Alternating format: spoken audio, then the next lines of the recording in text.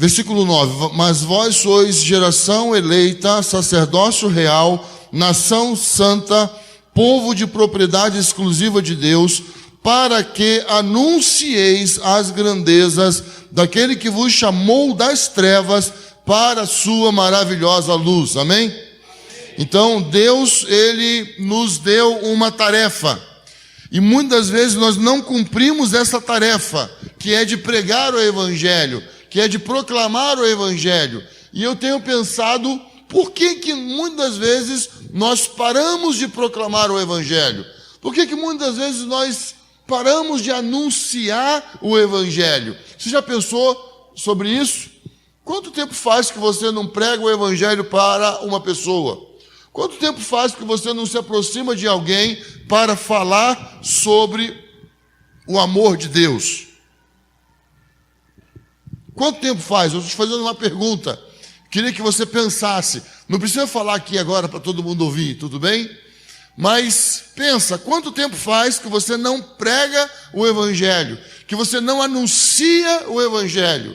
Viver o Evangelho é a nossa tarefa. Nós somos comissionados para viver o Evangelho, mas proclamar o Evangelho também é uma missão que nós recebemos do Senhor. Então Jesus fala em Mateus capítulo 28, do versículo 18 a 20, ide por todo mundo, pregai o Evangelho, fazendo discípulos de todas as nações, ensinando-os a guardar e obedecer todas as coisas que vos tenho ensinado, ordenado. Então isso é uma ordem do Senhor Jesus para os seus discípulos, para nós, os que ficamos aqui, para nós, os que aguardamos o Senhor. Então, nós temos uma tarefa, nós temos um comissionamento do Senhor, que é pregar o Evangelho. Mas por que nós paramos de pregar o Evangelho? Então, por que muitas vezes nós paramos de proclamar o Evangelho? Porque nós esquecemos de onde nós saímos. Nós esquecemos de onde nós viemos. Antes de você vir para Cristo, aonde você estava? Agora eu quero que você responda. Antes de você vir para Cristo, onde você estava?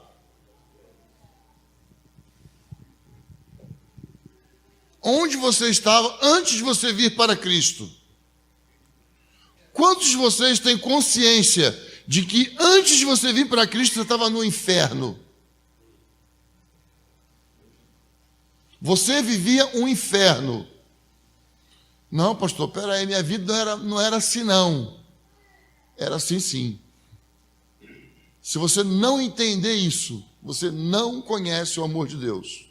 Você não tem revelação do amor de Deus. Se nós não entendermos o que nós acabamos de ler, nós vamos continuar sem pregar o Evangelho.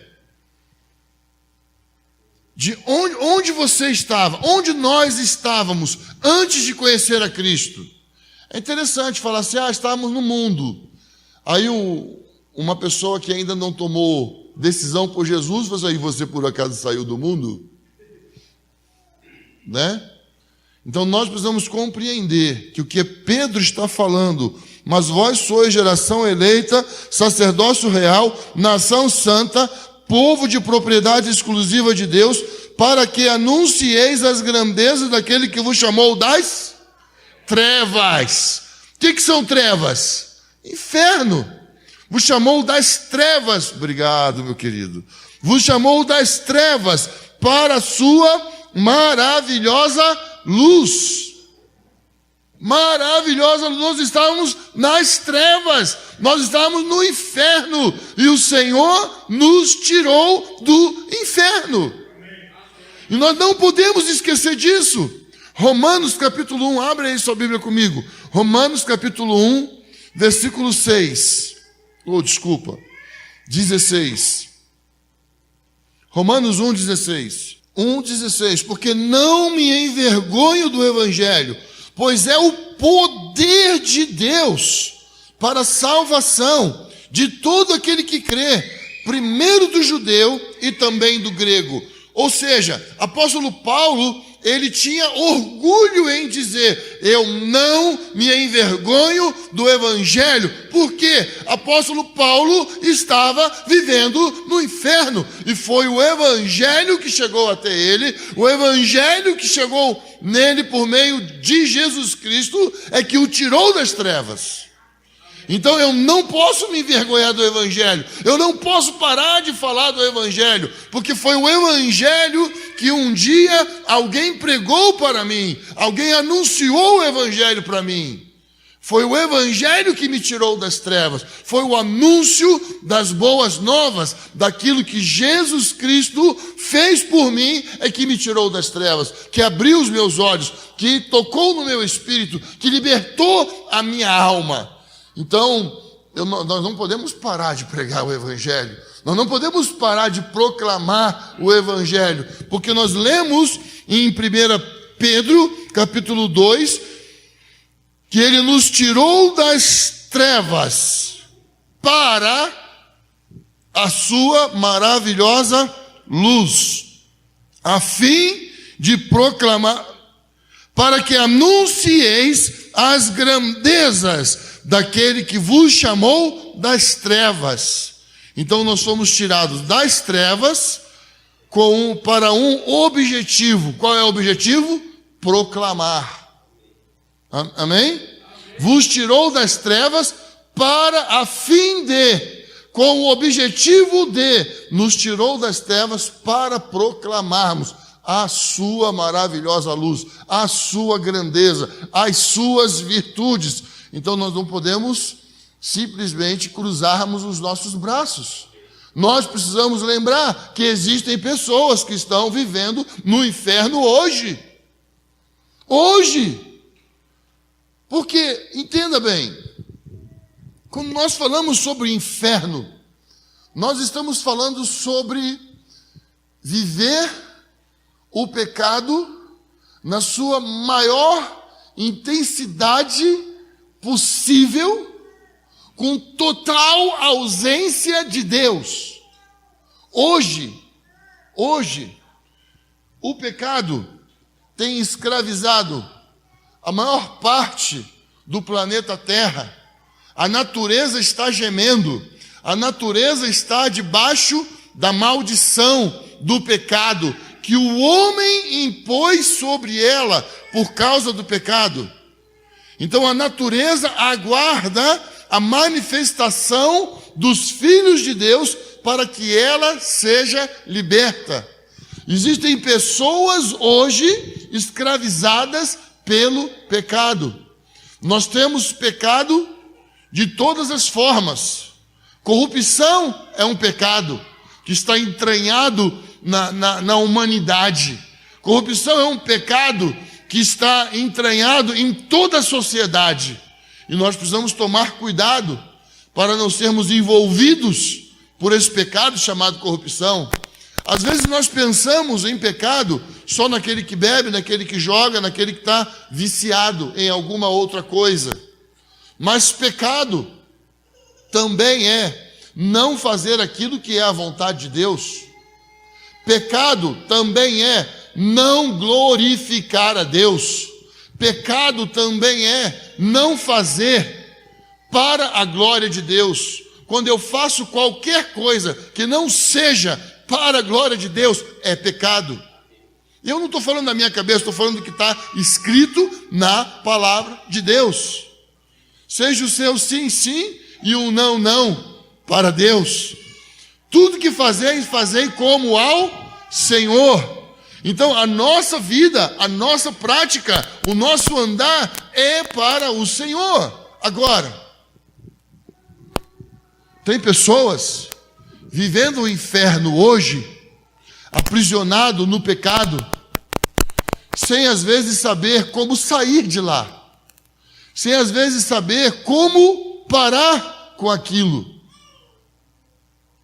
No inferno, uma pessoa que foi para o inferno por causa de um determinado pecado, ela vai fazer aquilo, ela vai praticar aquilo, como por exemplo, o homem foi para o inferno porque ele gastou a vida dele na bebida, vamos supor, e ele foi, o negócio dele era beber. Lá no inferno, o que ele vai fazer? Vai beber. Vai beber, vai beber, vai beber, você vai beber, você vai beber, e você vai beber, e você não vai ter casa para você ir, você não vai ter cama para você deitar depois, porque você vai beber, você vai beber, vai beber, vai beber, e você não vai ter Deus para você clamar, porque os demônios vão fazer você beber, beber, beber, beber e beber. Isso é inferno. Ah, você gostava de prostituição, seu negócio era prostituição, você vai prostituir, e não vai ter descanso. Seu negócio é mentira, então você vai mentir. Conta uma mentira, vai mentir. Você vai sentir, a pessoa vai sentir mal, vai sentir o ruim com aquilo. Como assim vai sentir mal? Vai sentir ruim. Sabe o que vai ter no inferno? Choro e ranger de dentes. Você acha que vai ser choro e ranger de dentes dos demônios? De Satanás? Não, de quem vai estar lá. De quem foi para lá. Choro e ranger de dentes. Por quê? Porque vai ter que fazer aquilo pelo qual viveu a vida aqui na terra fazendo. Vai fazer lá da mesma forma. Vai praticar lá da mesma forma. Ah, o seu negócio é corrupção, enganar as pessoas. Então tem aqui, ó. Vai enganar isso aqui, ó. Fica enganando elas. Engana elas. Vai enganar. Você vai enganar elas. Você vai ficar ali enganando elas. Ah, mas que coisa tonta. Pois é. Exatamente. Pecado é coisa de tonto. Exatamente isso. Porque Satanás é tonto. Mesmo. Verdade. Vou te provar isso. Vou te mostrar isso. Pecado escraviza as pessoas. Pecado cega os olhos do entendimento. Pecado endurece o coração. Afasta o homem de Deus. Isaías 59 fala que as mãos de Deus não estão encolhidas para que não possa salvar, mas as vossas iniquidades fazem separação entre vós e o vosso Deus. A única coisa que pode separar o homem de Deus é o pecado. Ah, mas Jesus veio e morreu. É verdade, Jesus veio e morreu. Por isso, não peques mais. Não precisa, não é para mais andar em pecado. Eu era uma porcaria de menino. Eu roubava dinheiro da carteira da minha mãe. Eu xingava palavrão. Eu contava mentira. Eu mexia com meninas. Graças a Deus, Jesus me alcançou. Jesus mudou a minha vida. Eu deixei de fazer essas coisas. Eu não voltei mais para essas coisas. Não porque eu sou bom, porque eu entendi quem eu era. Eu entendi o que eu estava vivendo. Eu entendi a quem eu estava servindo. E eu parei com tudo isso. Ficava até meio com vergonha de falar com o pai da minha esposa. Porque ele era o meu pastor que me ouviu falar tanta coisa errada que eu fiz. E agora eu vou pedir a filha dele para casar comigo? Que coisa! Deus é bom. Graças a Deus, Deus restaurou a minha vida ao ponto do meu pastor confiar a filha dele para casar comigo. Eu falei, meu Deus do céu. Eu não era flor que se cheirava. Eu era cravo fedido mesmo. Horrível. Mas Jesus, de verdade, mudou a minha vida. Eu não me envergonho do Evangelho. Eu preciso pregar o Evangelho sempre. Eu preciso falar do amor de Deus sempre. Eu preciso anunciar Jesus sempre. E graças a Deus, eu não falei, né? Já estamos casados há 31 anos. A glória de Deus. Temos 3 filhas que também servem a Deus. Que também servem ao Senhor. Graças a Deus. Então nós precisamos lembrar do que Jesus Cristo fez na cruz. Ele nos tirou das trevas. Agora, ele nos tirou das trevas e ele propôs o quê? E o que ele propôs para nós? Abre a sua Bíblia comigo em 1 Coríntios capítulo 1, versículo 9. Você fica bem esperto. Como eu perdi um pouquinho de tempo aqui, eu queria ganhar o tempo que nós perdemos. Então abre aí, 1 Coríntios capítulo 1, versículo 9. Então ele nos tirou das trevas e nos transportou para o seu reino. Nos tirou das trevas e nos transportou para o reino dos filhos do seu amor. Nos tirou das trevas para a luz. Mas o que é estar na luz? O que é viver no reino do Filho do seu amor? Então, ele nos tirou das trevas para a comunhão.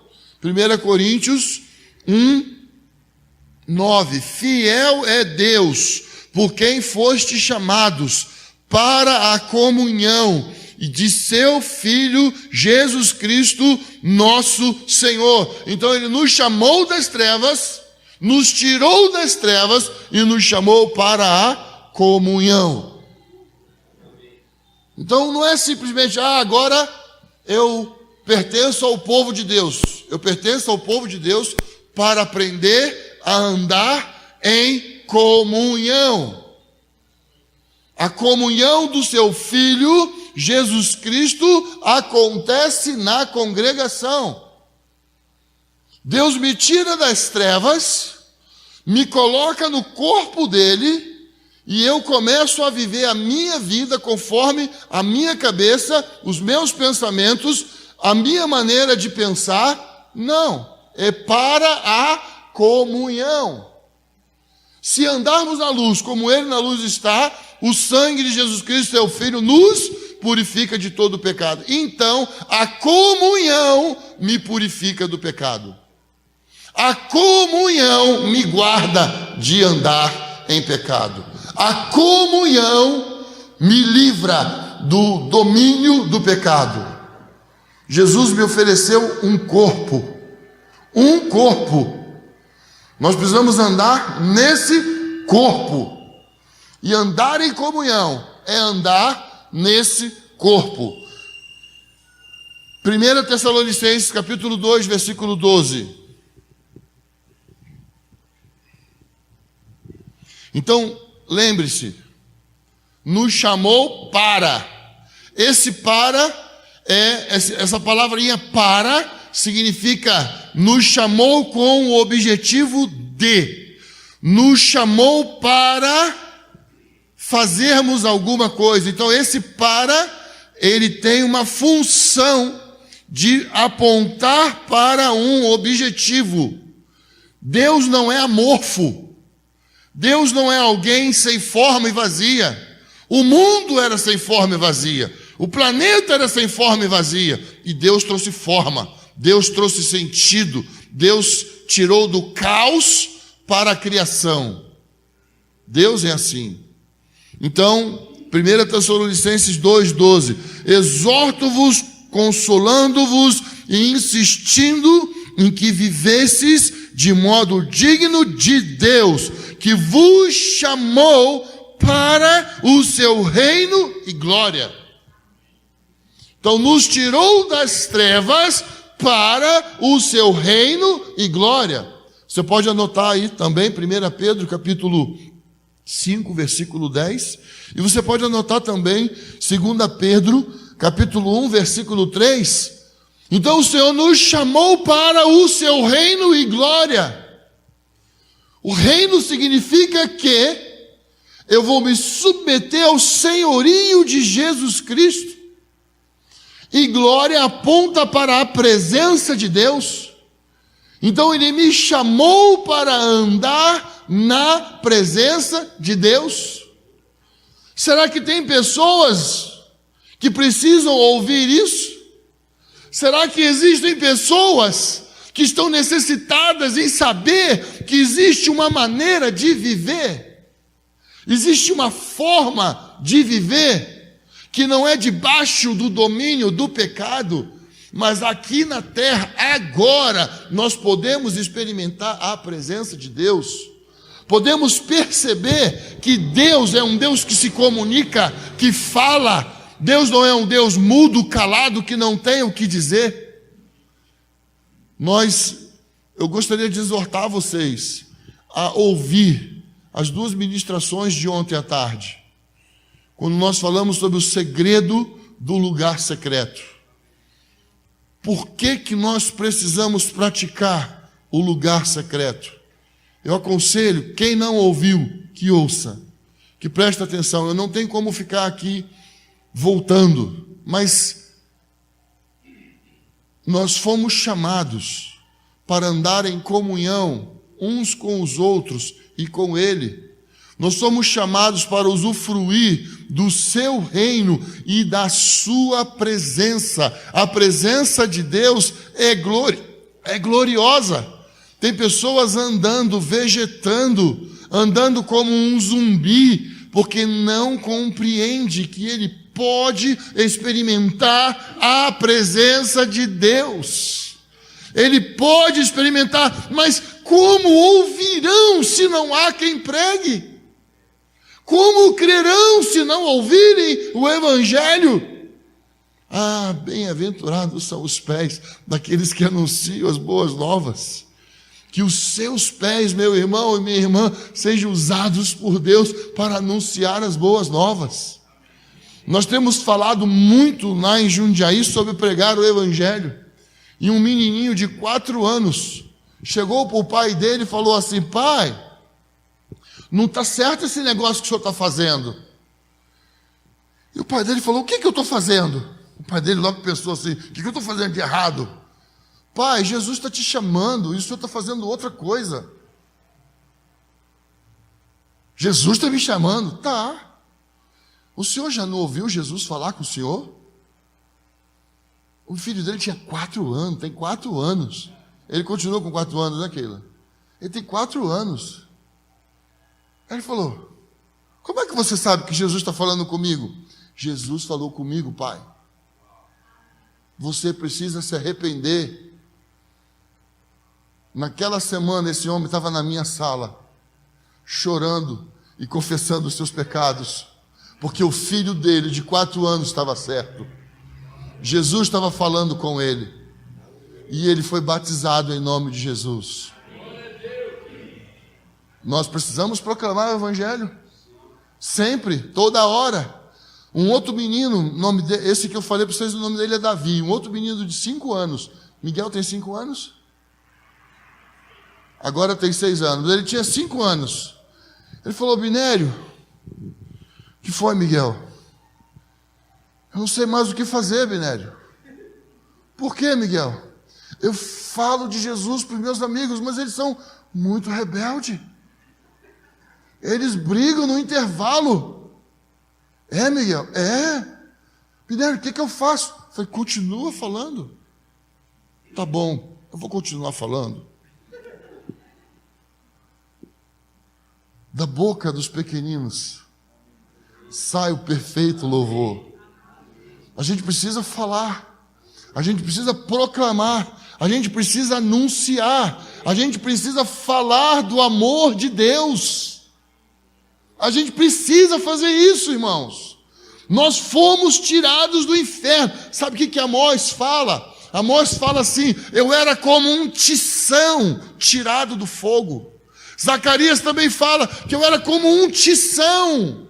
Sabe o que é um tição? É uma brasa incandescente. Isso, nós estávamos lá, irmãos. Não está em Cristo, está no inferno. Não fazer a vontade de Deus é fazer a vontade do diabo. Não existe meio termo. Ou eu estou do lado de cá, ou eu estou do lado de lá. Não, irmãos, eu estou no muro. O muro também é do diabo. O muro também é do diabo. Porque o reino de Deus é para pessoas definidas.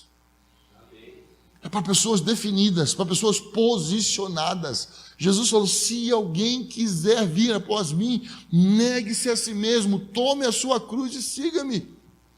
Não tem meio termo. O reino de Deus não tem meio termo. A igreja, de certa forma, ela acumula pessoas de diversas culturas, mentalidades, e a igreja acaba absorvendo muita coisa. O reino de Deus não. O reino de Deus só tem lugar para uma mente. uma mente, a mente de Cristo. Se nós não tivermos a mente de Cristo, nós não vamos andar em unidade com ninguém. Se nós não tivermos a mente de Cristo, nós não vamos proclamar o Evangelho para ninguém. Se nós não tivermos a mente de Cristo, estamos vivendo no inferno. Precisamos nos arrepender.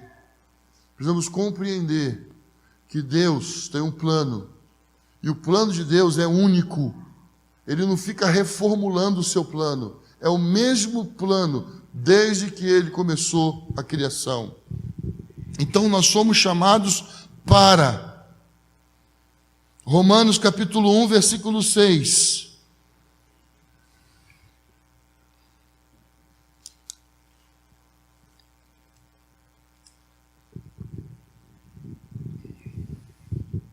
Entre os quais também sois chamados para ser de Jesus Cristo. Você está cansado de você mesmo? Tem pessoas que estão cansadas de si mesmo, porque ela não sabe mais o que fazer. Você sabia que a taxa de suicídio aumentou no Brasil? Você sabia disso? A taxa de suicídio aumentou no Brasil, porque as pessoas não sabem o que fazer consigo mesmo. E a Bíblia diz, nós acabamos de ler, que nós fomos chamados para pertencer a Jesus Cristo. Você não precisa mais pertencer a si mesmo, você pode pertencer a Jesus. Nós podemos pertencer a Jesus, nós devemos pertencer a Jesus, porque Ele pagou o preço por nós. Ele deu a sua vida por nós, Ele deu o seu sangue por nós. Olha aí o versículo 7. A todos os que estáis em Roma, amados de Deus, chamado para ser de santos. Chamado para ser de santos. O que é um santo? Alguém que é separado. Nós somos chamados para sermos separados para Deus.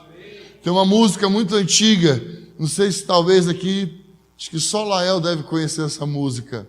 Eu nasci para ser uma morada para Deus, um lugar para a presença do Senhor.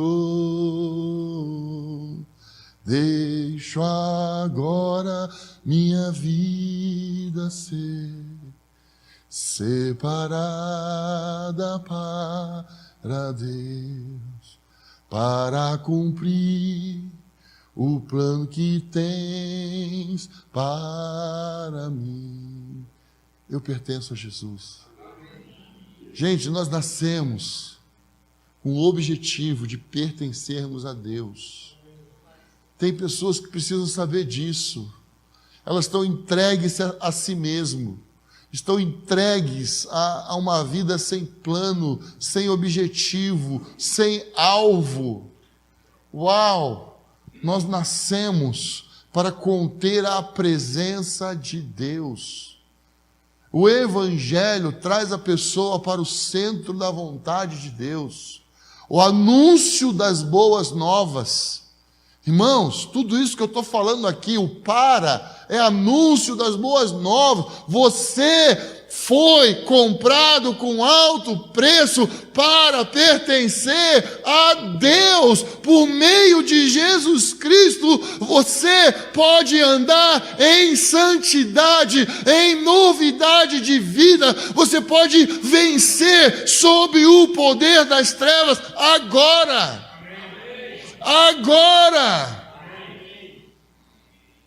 se você prestar atenção, lá em Gênesis, depois você pega lá, e você presta atenção no que Deus falou para Caim. Falou: Caim, por que você está com seu semblante caído? Caim, eu não te falei que você deveria tomar cuidado e que você deveria dominar sobre o pecado? Porque senão o pecado dominaria sobre você. Eu não te falei isso, Caim? Deus havia falado com Caim que ele deveria dominar o pecado. Jesus ainda não tinha morrido, não tinha vindo, não tinha derramado o sangue dele. E Deus falou isso com Caim. Você era para dominar, porque senão o pecado te dominaria. E agora o pecado te dominou, Caim. Você matou Abel, Caim. Então presta bem atenção, irmãos. Não vos sobreveio tentação, senão humana. 1 Coríntios capítulo 10, versículo 13. Mas fiel é Deus, que não vos deixará ser tentado acima do que podeis resistir. Mas antes, porém, com a tentação, Ele vos dará um meio de saída, o meio de escape. Pecado nenhum é maior do que você e eu. Tentação nenhuma é maior do que a gente. Não tem tentação maior do que eu. Fazer o quê? Sou fraco mesmo, pecador. Sim, mas você não presta, eu já sei disso, eu também não. Mas o fato é que Cristo em vós é a esperança da glória. E nós podemos experimentar do poder de Deus através do corpo de Cristo. Por isso que nós somos chamados para a comunhão, para o reino e glória, para pertencer, para sermos santos. Colossenses capítulo 3, abre aí comigo. Colossenses capítulo 3, versículo 15.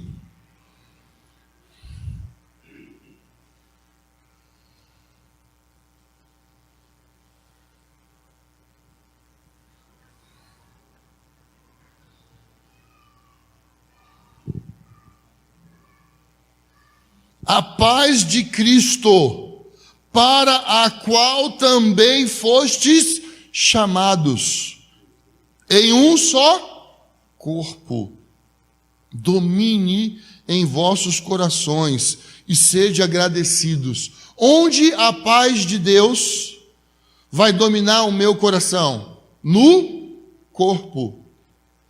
Então nós somos chamados para pertencer ao corpo de Cristo. Se eu pertenço ao corpo de Cristo, eu não me pertenço mais. A vontade que precisa ser realizada na minha vida é a vontade de Deus. É a vontade daquele que me chamou das trevas para a sua maravilhosa luz. Tem tradução, fala império. Nos tirou do império das trevas. Sobre qual domínio você quer estar? Do imperador das trevas ou do reino da luz? As pessoas precisam saber disso, que nas trevas existe um dominador, que nas trevas existe um Deus, que nas trevas existe um imperador. E quando se fala imperador, não se fala com uma boa figura, porque quando nós falamos na história sobre imperadores, sempre tem uma conotação de déspotas, de tiranos. Então, é muito importante que nós compreendamos para onde fomos chamados, de onde fomos tirados, para onde fomos chamados, aonde nós estamos, para onde nós estamos indo, para que as pessoas ouçam isso da nossa boca. Elas saibam que é possível viver sem estar debaixo do domínio do pecado. É possível ter um casamento em paz. É possível ter um casamento de 31 anos sem nunca ter falado em divórcio. É possível ter um casamento de 31 anos sem nunca termos dormido separados na mesma casa. A não ser quando as crianças eram pequenas, né? E a mãe precisava estar lá. E às vezes a gente revezava. É possível viver um casamento de 31 anos sem levantar a mão para a esposa. É possível viver 31 anos um casamento sem afrontar o outro e destruir o outro emocionalmente. Apesar de grandão assim, apesar de falar alto assim, Graças a Deus, todos os nossos vizinhos sempre falaram: o interessante é que a gente nunca ouviu a voz de vocês dentro da casa de vocês. Graças a Deus, é possível. Isso é glória para Deus. Isso é honra para Deus. Isso é mérito de Deus. Isso é obra de Jesus. Não é obra minha e da Keila. Isso é obra de Deus. Isso é o amor de Deus. Isso é a misericórdia de Deus. Agora, você quer andar no corpo? Entende? A gente precisa convidar as pessoas para andar no corpo. Então, o que é uma pessoa cheia do Espírito Santo? O que é uma pessoa cheia do Espírito Santo? A pessoa cheia do Espírito Santo é uma pessoa dirigida por Deus. Aí você para e pensa assim: quais são os frutos de uma pessoa cheia do Espírito Santo? Os frutos de uma pessoa cheia do Espírito Santo é uma pessoa que lê a Bíblia apaixonadamente, ela nunca deixa de ler a Bíblia, ela ora e busca a Deus constantemente. Uma pessoa cheia do Espírito Santo, ela é quebrantada. Uma pessoa cheia do Espírito Santo não vive em dissensões, em partidarismo ou facções. Uma pessoa cheia do Espírito Santo, ela obedece o que o apóstolo Paulo fala em Efésios capítulo 5, versículo 21. No versículo 18 ele fala: irmãos, não vos embriagueis com vinho, no qual há dissolução, mas enchei-vos do Espírito, falando entre vós em salmos e hinos e cânticos espirituais. Uau, que coisa maravilhosa! A pessoa cheia do Espírito Santo, ela canta, ela profetiza, ela fala em salmos e hinos e cânticos espirituais, sujeitando-vos uns aos outros em amor. Uma pessoa cheia do Espírito Santo sujeita, obedece, anda em comunhão. Eu estou aqui falando, eu estou aqui pregando, mas existem homens que estão sobre a minha vida. Existem homens para quem eu presto contas. Existem homens para quem eu abro a minha agenda. Eu não estou aqui sozinho. Lael conhece os homens com quem eu ando. Eu não ando sozinho, eu não sou um ministério solto no corpo de Cristo. Não é assim que os apóstolos recomendaram. Então, é muito importante nós compreendermos que aonde o Senhor nos colocou é um lugar seguro. O corpo de Cristo é um lugar seguro. Nós falamos aqui essa manhã, o corpo de Cristo, ele é perfeito. O corpo de Cristo, ele é perfeito. Mas, irmão, tem tanta coisa assim, irmão, tem um monte de coisa. Jesus vai consertar tudo isso, porque o que Deus idealizou é perfeito. O que Deus sonhou é perfeito. E Jesus vai casar com uma noiva gloriosa, sem mácula e sem ruga. O que nós precisamos observar como igreja é o que o profeta Isaías falou: eis que estou para fazer coisa nova na terra. Porventura podeis sentir? Você está percebendo o que Deus está fazendo? Nós falamos muito aqui esses dias sobre o clima que nós estamos vivendo hoje no Brasil. O que nós estamos vivendo hoje no mundo. É muito importante nós percebermos que Deus não está parado. Deus está trabalhando. Deus está formando o seu corpo. Existe uma nova igreja se levantando sobre a face da terra.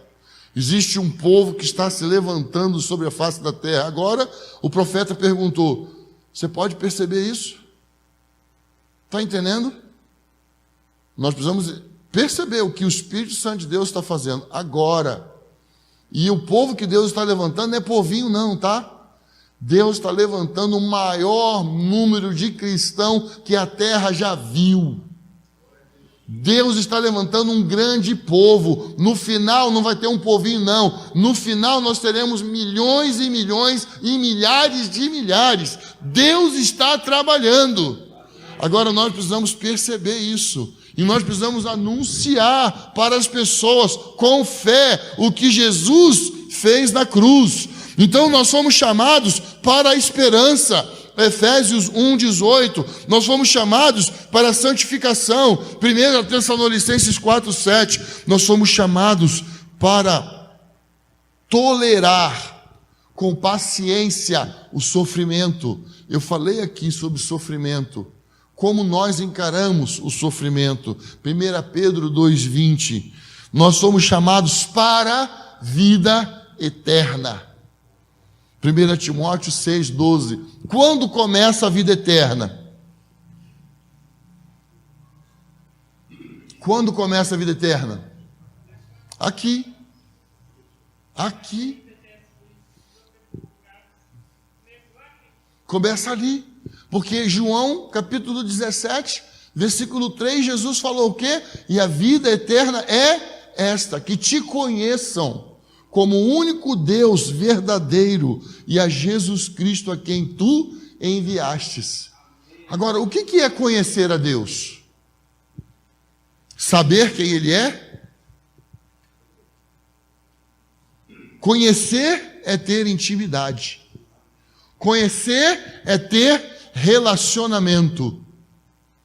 Eu posso falar várias coisas sobre a Keila, que só eu posso falar. E porque só eu posso falar, então eu não vou falar, tá? Mas eu posso falar, porque eu tenho intimidade com a Keila.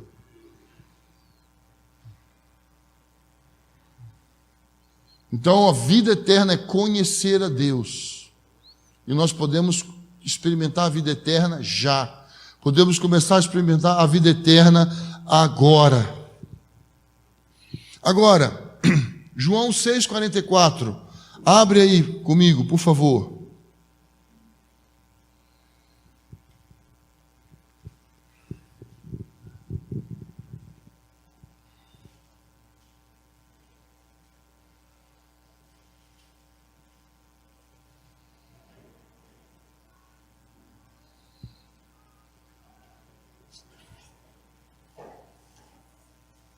Ninguém pode vir a mim se o Pai que me enviou não o trouxer, e eu o ressuscitarei no último dia.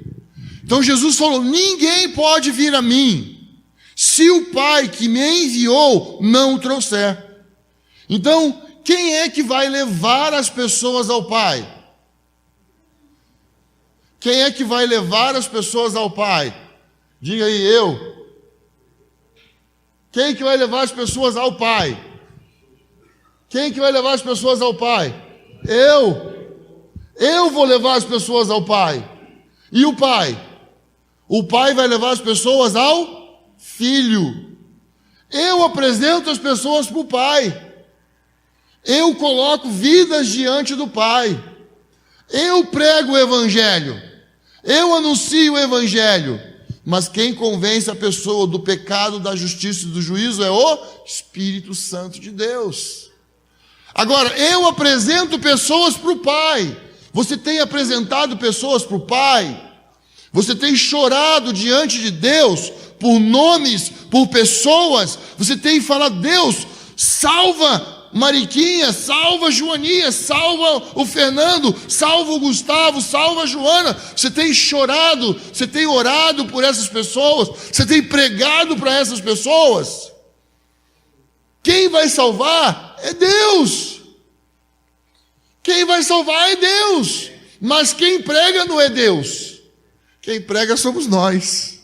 Quem anuncia o Evangelho somos nós que anunciamos o Evangelho.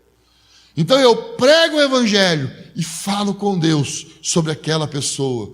Deus ouve e leva para o filho. Filho, está aqui. E o filho toma nos seus braços. E o filho recebe. A adoção é por meio do filho. Salvação é por meio do filho. Então, nós levamos pessoas para Deus. Deus leva as pessoas para o Filho.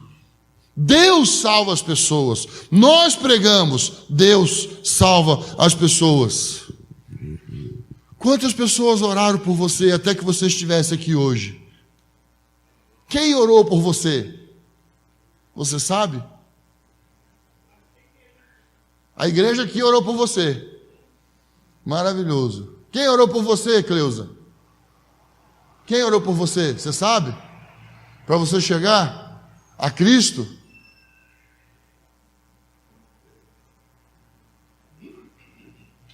Quem orou por você, Fernanda? Seus pais. Quem orou por você, Júnior? Um amigo seu. E já foi para a glória. Graças a Deus, antes de ir para a glória, você conheceu a glória, né? Alguém orou por você. Alguém apresentou seu nome para Deus. Porque nós oramos a Deus em nome de Jesus, amém? Então, irmãos, nós não podemos parar de pregar o Evangelho. Nós não podemos parar de anunciar o Evangelho. Irmão, nós fomos tirados do inferno a fim de proclamarmos as virtudes daquele que nos chamou das trevas para a sua maravilhosa luz. Abra comigo, Romanos capítulo 6, versículo 6.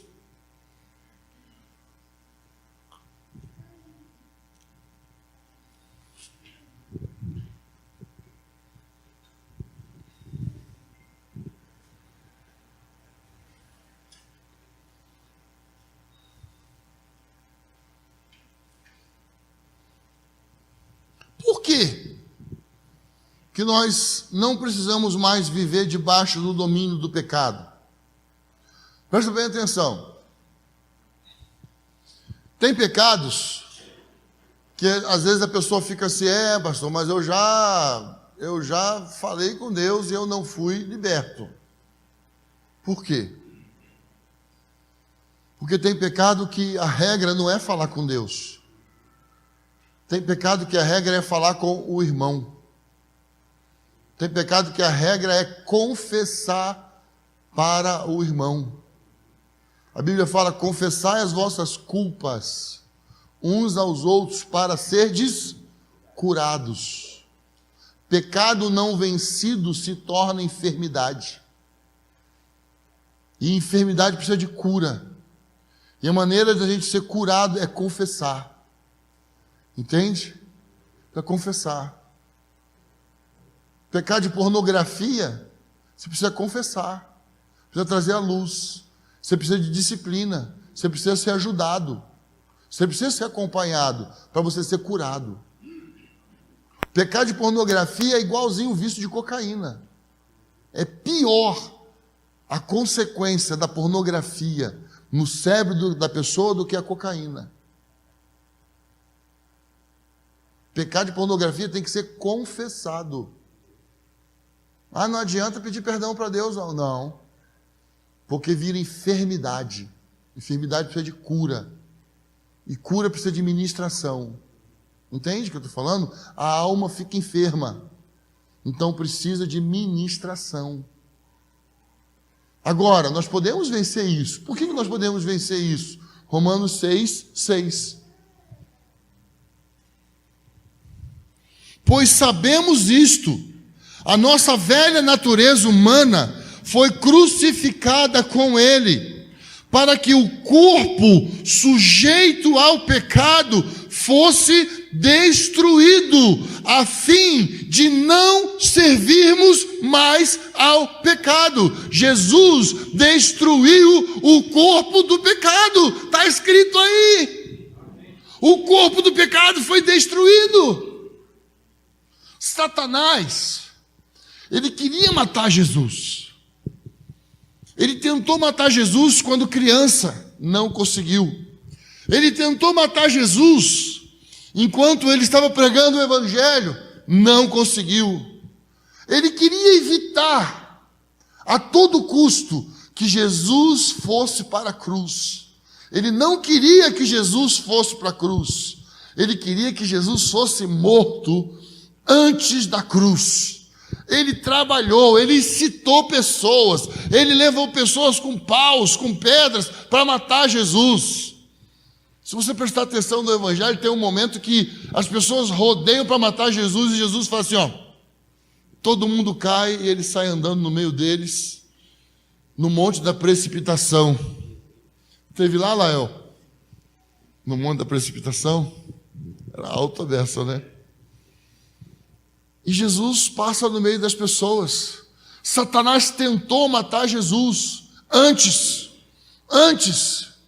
Mas aí, aquele cenário ali na cruz, o povo falando: crucifica-o, crucifica-o, crucifica-o. E Satanás atordoado, né? Satanás perdido, porque Jesus estava na cruz. E ele sabia o que poderia acontecer. E aí foi aquela algazarra, demônios, pessoas. Jesus morre na cruz. Quando Jesus morre na cruz, vai pum! Jesus aparece no inferno, abre as mãos e fala assim: me dá a chave da morte, me dá a chave do inferno, porque eu te venci e você é um derrotado a partir de agora. Jesus venceu Satanás. Jesus venceu o inferno. Jesus desceu e pregou para a geração de Noé. Jesus anunciou o evangelho para a geração de Noé que estava no inferno. Ali Satanás foi derrotado, porque Jesus foi para a cruz por vontade própria. Então, quando nós anunciamos o evangelho, nós não podemos deixar de falar sobre a cruz. Se alguém quer vir após mim, negue-se a si mesmo, tome a sua cruz e siga-me. Significa que eu não vou mais fazer a minha vontade, mas a vontade daquele que morreu por mim. Jesus venceu Satanás ali na cruz. O corpo do pecado foi vencido. Satanás foi derrotado por meio de nosso Senhor Jesus Cristo. Abre a sua Bíblia comigo em Hebreus. Hebreus, capítulo 2, versículo 14. Portanto, visto que os filhos compartilham da carne e sangue, ele também participou das mesmas coisas, para que pela morte destruísse aquele que tem o poder da morte, isto é, o diabo. O diabo está com seus dias contados. Ele já perdeu. Entende isso? Entenda, Satanás já perdeu. Final da década de 90, o desmatamento estava desenfreado no mundo inteiro. Não estava? Vocês lembram disso? Satanás não é tanto burrão assim, né? Pensou assim: se eu continuar com esse negócio de destruir a natureza, eu vou acelerar a volta de Jesus. Ele rapidamente organizou ONGs no mundo inteiro e freou o desmatamento. Você acha que isso daí não tem mão do diabo? Tem. Tem mão do diabo. Porque ele sabe que se ele destruir a natureza, logo Jesus volta mais rápido ainda. Porque Jesus tem interesse em libertar a natureza. Aí o diabo vermelho ficou diabo verde. Exatamente isso. Não se engane. Do mundo não vem nada que presta. Não vem nada que presta. Não se engane. Bondade existe em Deus. Não foi o homem que teve boa vontade para com Deus. Foi Deus que teve boa vontade para com o homem. O homem não tem boa vontade. O homem nunca tem boa vontade. E se você está aí dentro de você se remoendo, sim, isso é o diabo. Entenda isso. Isso é Satanás. Entenda isso. Entenda isso. Olha nos meus olhos e eu vou repreender esse demônio. Entenda o que eu estou falando. Não vem nada de bom. Não vem nada de bom do homem. Não vem. Nós não prestamos. Deus é bom. Deus é bom. Deus é misericordioso. O amor de Deus nos alcançou. Eu era legal, mas aí eu entendi. Era legal nada. Entenda isso. Você não era legal. Não era. Entenda isso. Não existe salvação para pessoa legal. Existe salvação para pecador. Para pecador. Jesus não veio para os sãos, Jesus veio para os doentes. Jesus veio para os doentes. Glória a Deus. 2 Coríntios 5:21. Daquele que não tinha pecado, Deus fez um sacrifício pelo pecado em nosso favor, para que nele fôssemos feitos justiça de Deus. Gálatas 6,14. Mas longe de mim orgulhar-me, a não ser na cruz de nosso Senhor Jesus Cristo, pelo qual o mundo está crucificado para mim e eu para o mundo. O apóstolo Paulo entendeu que o viver é Cristo e o morrer é lucro. Morrer é lucro. Viver é Cristo. E o morrer? Morrer é lucro. Eu contei para vocês um testemunho aqui ontem sobre um projeto que nós começamos a fazer 2 anos com os idosos da nossa congregação. E aí nós tínhamos lá uma idosa que ela tinha medo de morrer. Tinha medo de morrer. Ela já estava com 75 anos, né? Mais ou menos, 78. Ela tinha medo de morrer. E aí eles estudaram o livro do Billy Graham, Caminho de Casa. Você comprou esse livro? Tem esse livro? É um livro maravilhoso. O Billy Graham escreveu quando tinha 94 anos.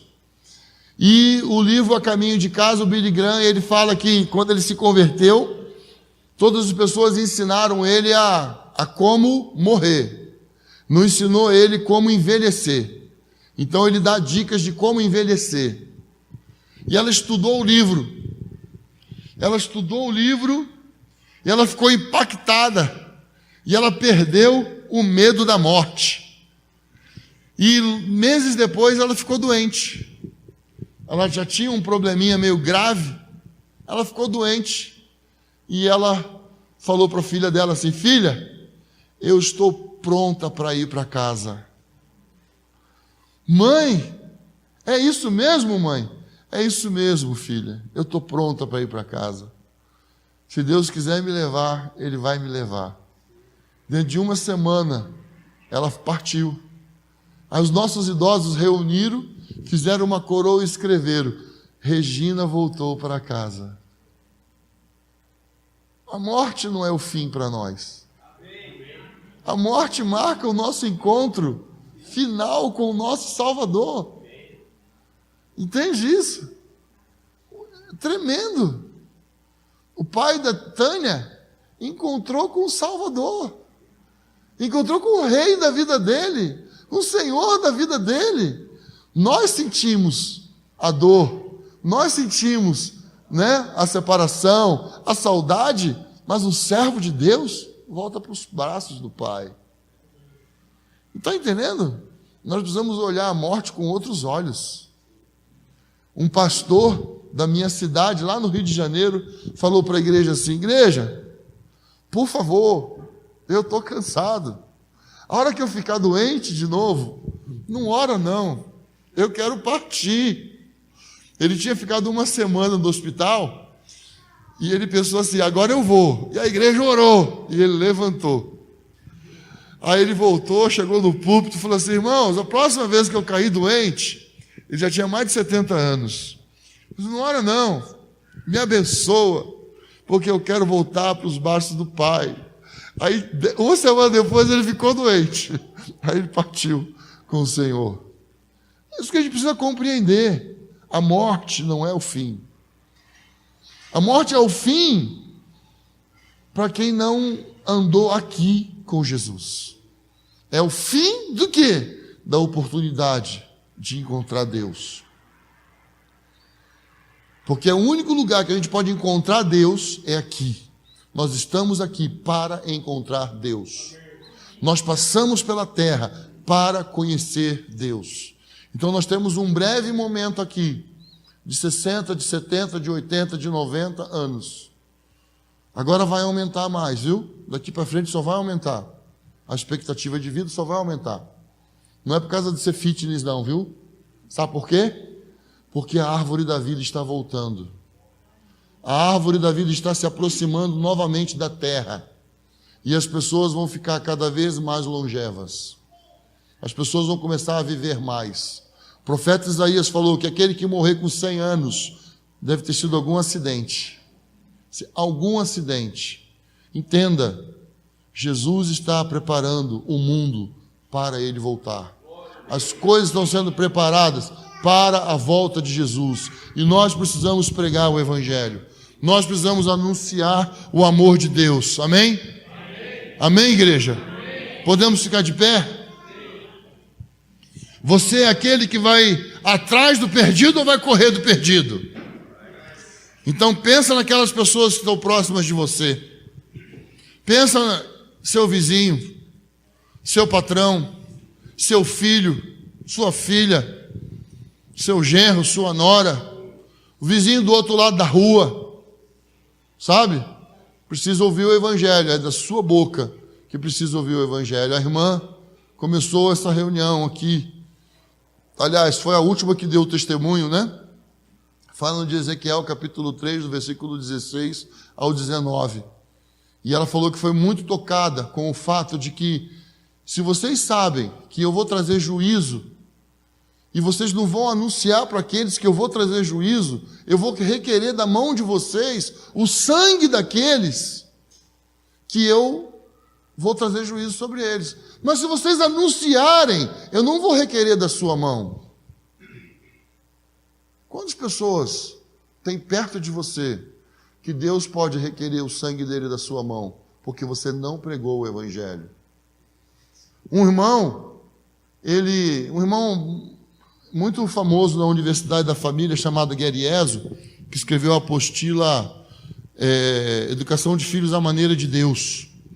Esse irmão deu um testemunho falando sobre um amigo dele de muitos anos. É um amigo que ele já cultivava uma amizade há 23 anos. Aí ele falou assim: meu amigo, você vai vir esse ano na minha casa? Vou. Eu tenho uma novidade para contar para você. É mesmo? Fala aí. Não. Vou contar quando você chegar aqui.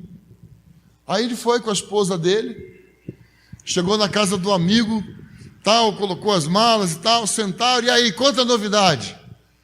Rapaz, eu preciso contar um negócio para você. Eu me tornei um cristão. Eu agora sou um servo de Jesus. Aí Gueriezo falou assim: que coisa maravilhosa! Eu já sirvo a Deus há 30 anos. Aí o amigo dele mudou a cara. Ficou triste. Você é meu amigo há 23 anos. E você nunca contou que eu estava indo para o inferno?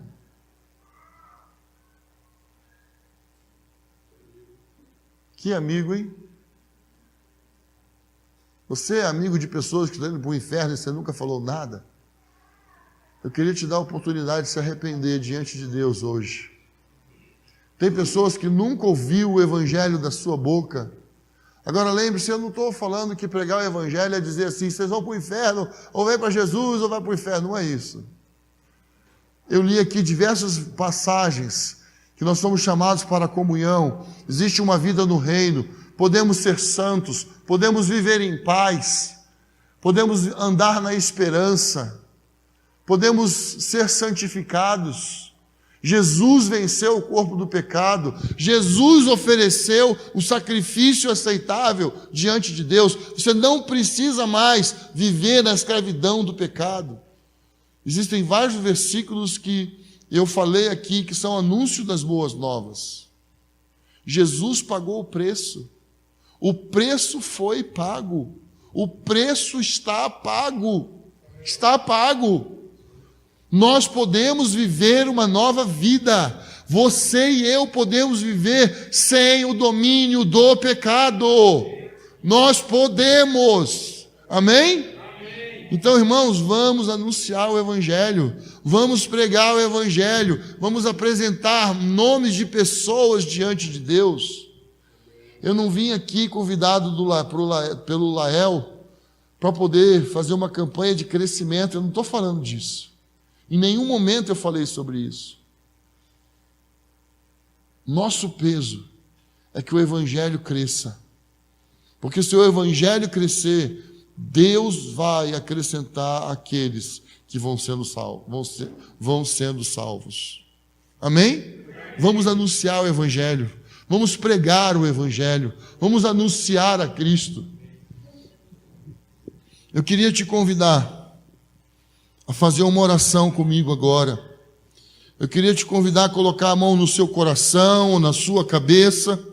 Queria que você orasse comigo agora. Eu vou falar e eu queria que você repetisse comigo.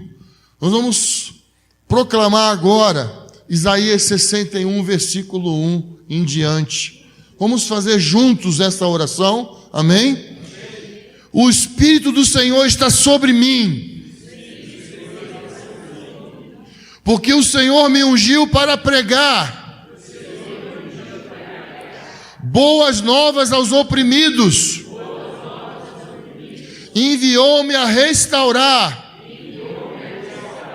os de coração abatido, a proclamar liberdade aos cativos e pôr os presos em liberdade, a proclamar o ano aceitável do Senhor e o dia da vingança do nosso Deus,